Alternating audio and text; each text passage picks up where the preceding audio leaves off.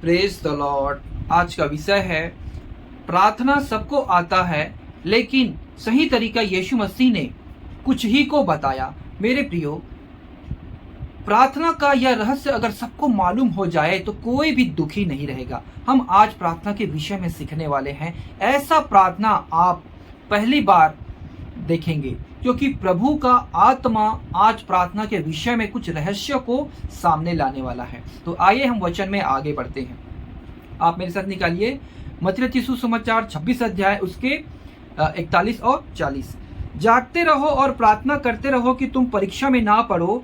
आत्मा तो तैयार है परंतु शरीर दुर्बल है। यीशु मसीह जब प्रार्थना करते थे तब उसके चेले उसके पास थे और वो कहा कि तुम जागते रहो, मैं वहां प्रार्थना करके आता हूं, तुम भी प्रार्थना करो। जब यीशु मसीह वहां आया तब यहाँ 40 वचन में लिखा हुआ है, फिर उसने चेलों के पास आकर उन्हें सोते पाया और पतरस से कहा, क्या तुम मेरे साथ एक घड़ी भी न जाग सके?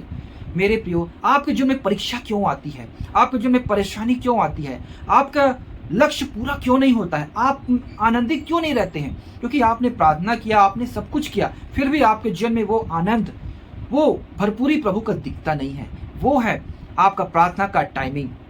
यीशु मसीह सबसे ज्यादा अपना समय प्रार्थना में बिताते थे। वो जब भी उसको मौका मिलता था या नहीं मिलता तो भी वो अपना सारा समय प्रार्थना में बिताया करता था। इसलिए अपने चेलों को कहता था कि जागते रहो और प्रार्थना करते रहो कि तुम परीक्षा में ना पड़ो। अगर आप छोटी सी 5 मिनट की प्रार्थना कर रहे हैं, 10 मिनट की प्रार्थना कर रहे हैं, 20 मिनट की प्रार्थना करें तो आप कभी भी परीक्षा में जय नहीं पा सकते। आपको कम से कम घंटों तक प्रार्थना करनी है। जितना ज्यादा आप प्रार्थना करेंगे प्रभु से, उतना ज्यादा प्रभु के साथ आपका संबंध मजबूत होगा और आपकी बातों को प्रभु मानेगा और आपको सारी विपत्ति, सारी परेशानी से और आपके आत्मिक जन में प्रभु आपको बढ़ाएगा। हालेलुया। मेरे प्रिय भाई बहन, मैं आपको कुछ बताना चाहता हूं। यीशु मसीह के चेलों के पास एक व्यक्ति आया जिसका बेटा मिर्गी से ग्रसित था और वो उनके पास आया और कहा यीशु मसीह को कि हे प्रभु, मेरा बेटा आग में गिरता है, पानी में गिरता है, इसे ठीक करो। मगर परंतु ये आपके चेले के पास मैंने लेकर आया था, लेकिन वो ठीक नहीं कर सके। तब यीशु मसीह कहता है 16 और 17 में, मैं उसको तेरे चेलों के पास लाया था पर वे उसे अच्छा नहीं कर सके। यीशु ने उत्तर दिया, हे अविश्वासी और हठीली लोगों, मैं कब तक तुम्हारे साथ रहूंगा और कब तक तुम्हारी सहूंगा? उसे यहाँ मेरे पास लाओ।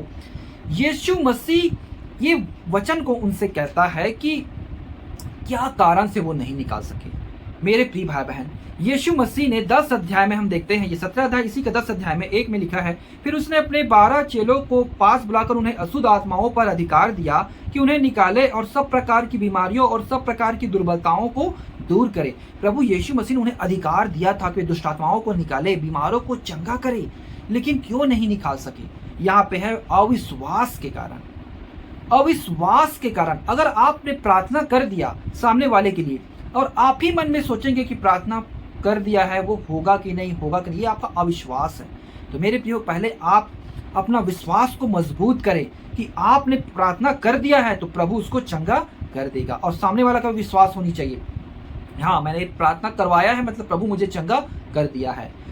लेकिन सबसे ज्यादा प्रभु ने आपको अधिकार दिया है। आपके मिनिस्ट्री में, आपके कार्यों में कोई भी बढ़ोतरी नहीं दिखता है। इसका कारण क्या है? आपका विश्वास की कमी, इसलिए आपकी कलीसिया नहीं बढ़ रही है। हालेलुया। आपको अपना विश्वास को मजबूत करना है।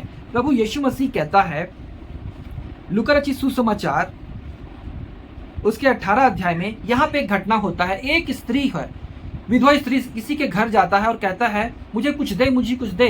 वो राजा कहता है कि ये स्त्री मेरे नाक में दम कर देगी, मैं इसे कुछ जरूर खोल कर दूंगा, नहीं तो ये मेरे नाक में दम कर देगी। यीशु मसीह कहता है ठीक उसी रीति से प्रभु ने कहा, सुनो यह अधर्मी न्याय क्या कहता है।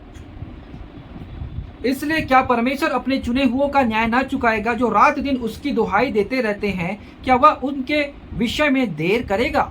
मतलब आप दिन और रात दुहाई देते हैं परमेश्वर से, तब प्रभु क्या आपका न्याय नहीं चुकाएगा? आपका न्याय प्रभु चुकाएगा। मेरे प्रियो, हमें परमेश्वर के साथ अपना संबंध को गहरा करना है। परमेश्वर के साथ हमारा प्रार्थना के टाइमिंग को और बढ़ाना है, तो हमारा क्या उससे रिलेशन और मजबूत होगा।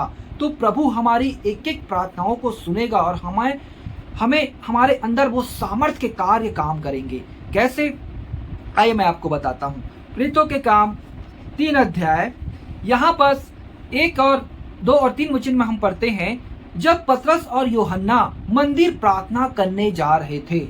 वो सिर्फ प्रार्थना करने जा रहे थे, वो मंदिर में घुस के प्रार्थना कर नहीं रहे थे। तब क्या हुआ, एक जो रोगी था, लंगड़ा था, उसको वो चला दिया।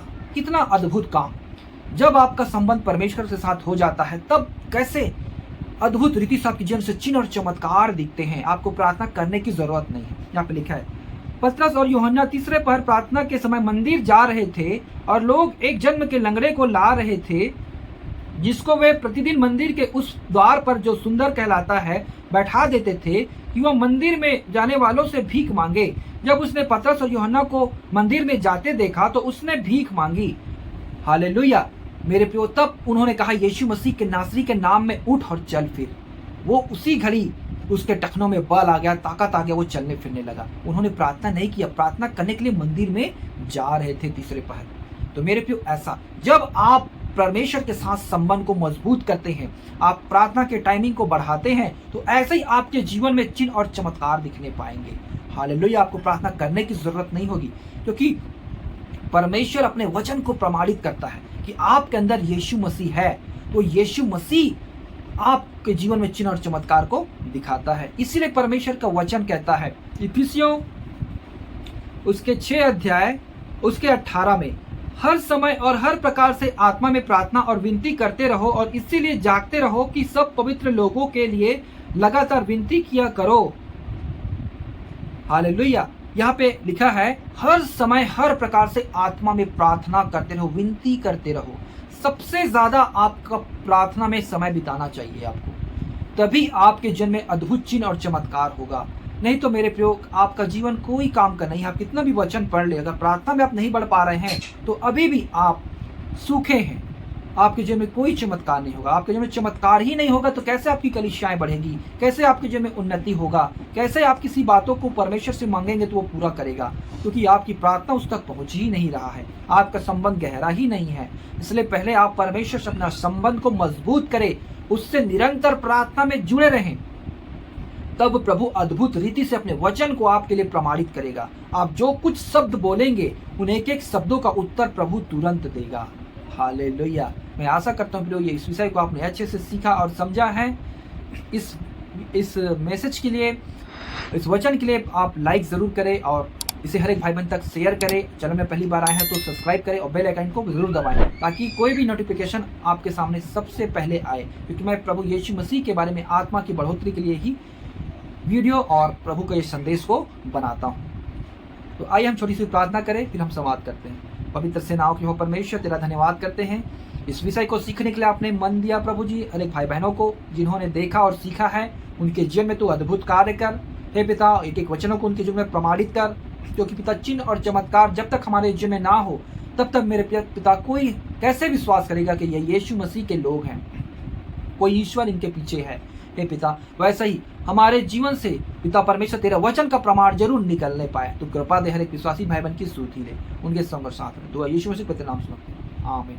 सब भाई बहनों को जय मसीह की। God bless you everyone.